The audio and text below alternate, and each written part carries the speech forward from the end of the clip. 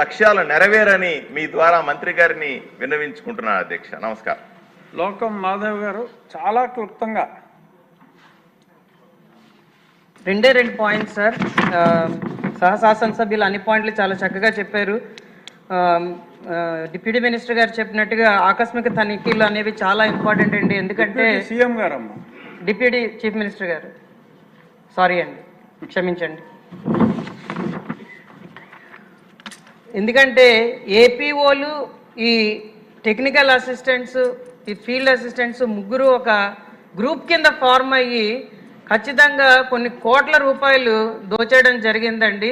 అది ప్రత్యక్షంగా జరుగుతున్నా కూడా ఏమీ చేయలేని పరిస్థితిలో ఉన్నామండి. ఇంకొకటి ఏంటంటే జాబ్ కార్డ్స్ కూడా గత 5 ఏళ్లలో అర్హత లేని వాళ్లకు కూడా ఇచ్చి వాళ్ళు ఇంకో పని ఏదో వెళ్ళిపోతున్నా కూడా వాళ్ళ చేత ఇక్కడ పని చేయించినట్టుగా మస్తర్లు వేయడం, గర్భిణీ స్త్రీలకు కూడా మస్తర్లు వేయడం.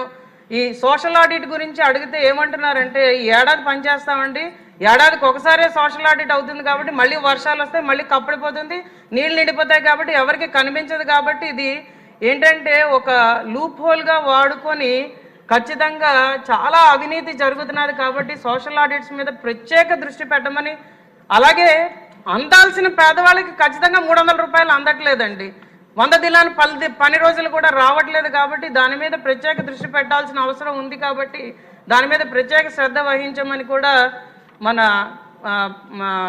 ఉప ముఖ్యమంత్రి గారిని కోరడం జరుగుతున్నదండి. ధన్యవాదాలు. కొలుకుపూడి శ్రీనివాసరావు.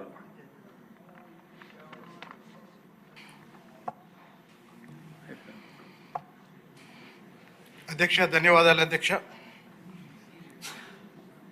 రాష్ట్ర వ్యాప్తంగా ఈ ఉపాధి హామీకి సంబంధించి వచ్చిన ముఖ్యంగా ఫీల్డ్ అసిస్టెంట్ల ఆధ్వర్యంలో జరిగే అవినీతికి సంబంధించిన ఈ చర్చలో తిరువూరు శాసనసభ్యునిగా నా విజ్ఞప్తి, మా తిరువూరు నియోజకవర్గంలో 77 మంది ఫీల్డ్ అసిస్టెంట్లు ఉన్నారు. అక్కడ కోట్లాది రూపాయలు అవినీతి జరిగినట్టు 42 మంది ఫీల్డ్ అసిస్టెంట్ల అవినీతి వివరాలు స్థానికంగా ఉన్న ప్రజలు మా కార్యాలయానికి అందజేయడం జరిగింది. దయచేసి మొత్తం 77 మంది ఫీల్డ్ అసిస్టెంట్ల పనితీరు మీద శాఖాపరమైన విచారణ జరిపించాల్సిందిగా మీ ద్వారా గౌరవ ఉప ముఖ్యమంత్రి పవన్ కళ్యాణ్ గారికి విజ్ఞప్తి చేస్తున్నాను అధ్యక్ష. ధన్యవాదాలు. ఒక బీజేపీ ఆయన మాట్లాడారు, ఉన్నదిద్దరు అందరూ మాట్లాడతారా? పెద్దలు పవన్ కళ్యాణ్ గారికి సమాధానం చెప్పే ముందు చిన్న మనవి నా సైడ్ నుంచి ఏంటంటే, ఈ జిల్లాల విభజన సమయంలో పశ్చిమ గోదావరి జిల్లా ఒక ఎగ్జాంపుల్గా తీసుకుంటే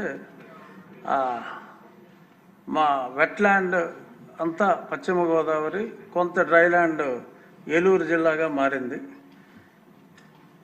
అక్కడ ఏలూరు జిల్లాకి ఎన్ఆర్జీఎస్ పనుల నిమిత్తం